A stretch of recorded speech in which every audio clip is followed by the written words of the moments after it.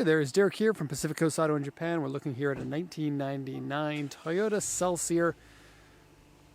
This is a 4-liter twin cam V8. This is the later model from 1997 that comes with the VVTi, or the variable valve timing. Puts out 280 horsepower, but secretly a little bit more than that, probably 290. The earlier models were 250 or 260 depending on the generation, and so this is the fastest or most amount of horsepower in all of the Celsiors up to this point. Condition of this one is really good. 86,000 kilometers on it. Oil and coolant are really good. Engine running condition is good. There is a little bit of cabin noise when you rev it up to right about 2,100 RPM. You'll hear like a like inside the cabin. Other than that, the car is mechanically basically perfect. These are known to last as long as you want them to last. And this one looks like it's been maintained well. The coolant looked good. The oil looked good. The body on it could be a little bit better. We got a couple of things here. I'll mention those in a sec, and I'll translate that auction inspection sheet. But let's switch the engine off here because no need to have that running. These come in air suspension or coil suspension. Here in Japan, the coil suspension is the rarer of the two models. And yes, the second generation, this is the Koki model, or the post facelift, the 1997 until I think 2001 or something. So they have the updated fascia, which looks much more modern than the earlier generation of them. I like them both. I prefer this one. So that's nice. This is auction grade 4, interior B, exterior C. And then have a look. This is the UCF21. The 20 is coil springs, the 21 is air suspension. And this one has perfectly working air suspension. You do have to be careful. Sometimes they start to sag. Or like when they get an air leak, then like one corner of it will lower down, and then when you turn the car on, it'll pump itself back up if it's a small leak. Otherwise, it won't be able to make it all the way up. So let's go ahead and translate. It's 86,213 kilometers, 1999, 4-liter V8 engine. Comes with sunroof, keyless entry, and corner pull. Is that right? Here it is. Oh, I should lift that up. The corner pull gives you visibility because Japan, the roads can be really tight here. Many of the, especially suburban roads. And the corner pull gives you visibility. Lancer, no. Lancer spelled wrong, Lanser. Tisk Japanese people for spelling something incorrectly. That can't be the right key. We have 2 Toyota keys. And where's our parking pole? Have a look. This one here shakes the mirrors to get water off of them. It doesn't really work very well, but it is still there, and it's cool.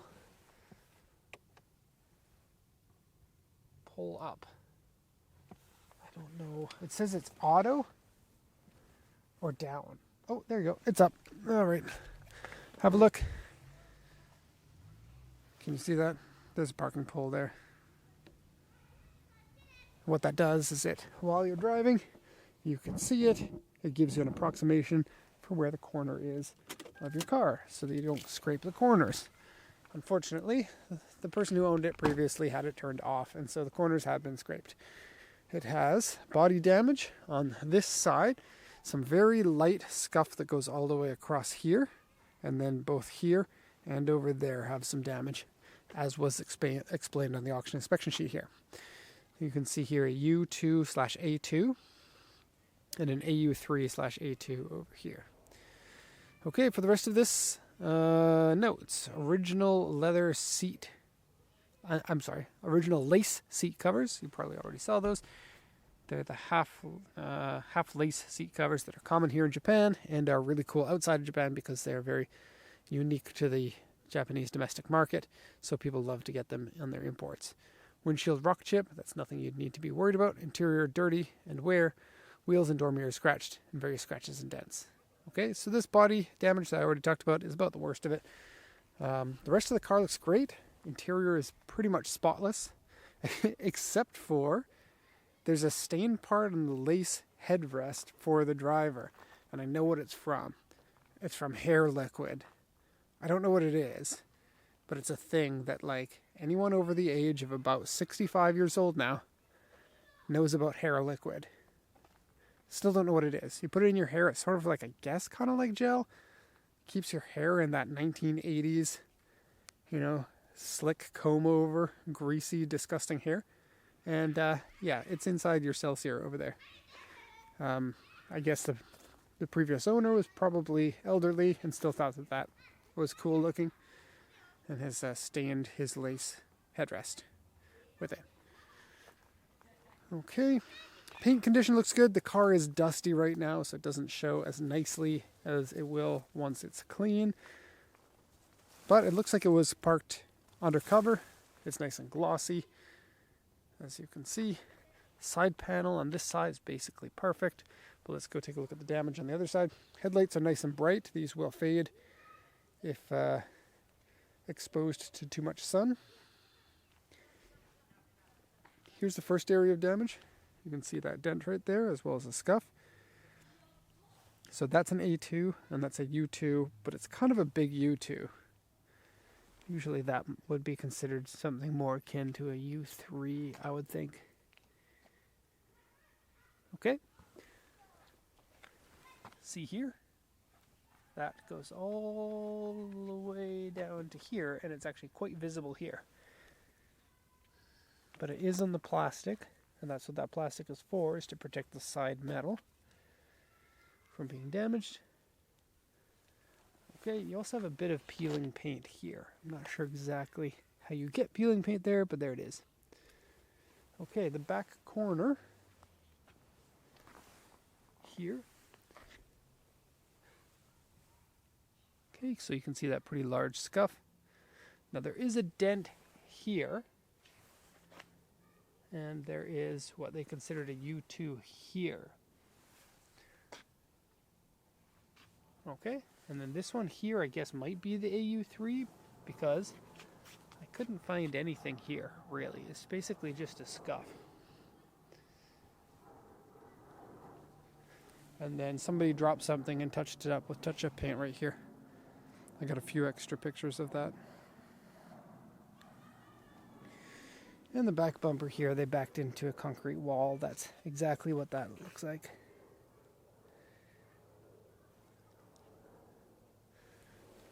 Osaka Toyota dealer sticker. Oh, and this one here, this is a corner sensor. They bopped that and dented it in. You can actually feel it was dented in. This side here, no problems.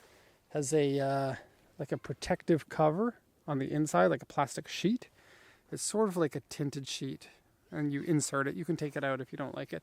I personally would take it out. Okay, to the interior now. Lovely interior. Doesn't look like anyone has sat in these back seats in a while, which is a little bit sad because that means your kids aren't coming to visit you. And it could have something to do with the hair liquid. Speaking of which, I'll show it to you now. Celsior. Basically LS400. And, yeah, stay in headrest. It's gross. But luckily you can take it off and bleach it, so not a big deal. There's the inside pillow here. Usually these have zipper. Yes, it does have a zipper. Let me just unzip that. Pull it out and see what you get inside. Cup holders. And I think this interior is wool, not like synthetic material. Oh, it is. Look at that. Wool mark. Pure new wool. That's awesome. This might actually be an upgraded interior. I don't know if all of them were wool, but it feels like it. So that's why I said that. And then that's the same tag that you would find in the Toyota Century, which also has a wool interior. Wool's a fairly pricey material to put on the inside of a car compared to synthetics, which are generally cheap. So wool's great. It lasts long. It can be cleaned no matter how dirty it gets, because if you think about it, wool is sheep, and sheep run around in the mud, and then we cut their wool off, and then it's still cleanable after that.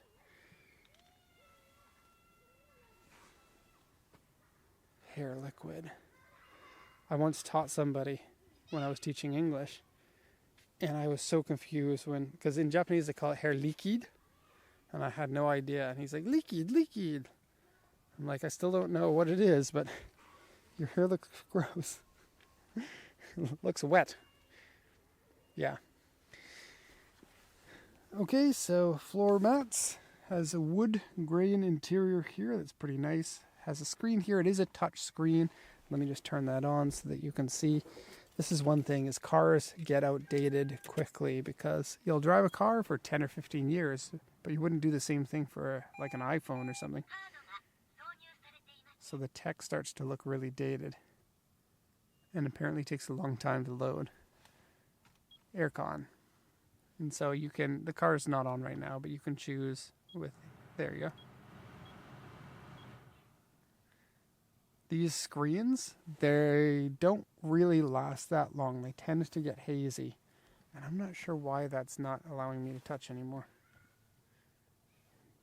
Don't know. Maybe it's on auto mode? But you touch here, it looks like it comes back on. Anyway, you have some other things. I'm not really sure what any of that does. There'll be maps and menus and stuff that you won't be able to navigate unless you know Japanese. Or have the Google Translate app on your phone. Then you can like use a camera on it. It's really, really handy. No bad smells inside this one. That's good. It doesn't look like that's ever been used. The shifting was good. There are 2 minor cracks on the wood grain here, 1 right above the shifter and 2 right below. So I guess that's a total of 3. They're all minor. You can't feel them either. So, nice. Sunroof works. Nice big sunroof. Power steering is good. The leather on here is nice, and there's no sun damage on the top or the side that you'll often find.